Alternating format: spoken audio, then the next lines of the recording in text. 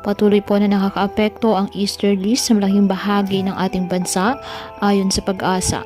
Ito po ay mainit na hangin na magdudulot po ng localized thunderstorms, kaya maging handa pa rin po sa mga pag-ulan.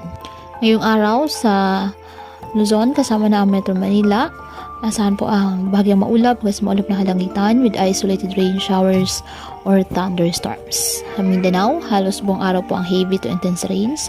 Posible ang pag-ulan sa Davao Region, Zamboanga Peninsula, BRMM at Sac-Sargent.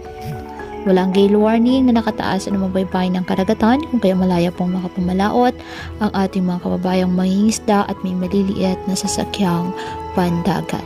Kaya patuloy po natin na pag-iingat pa din ang ating mga kababayan sa pantapan po ng mga pagbaha at pagguho ng lupa, at ugalin po na magdala palagi ng payong o kahit anong panangga sa ulan o di kaya na may sa init ng araw kapag lalabas ng ating mga tahanan.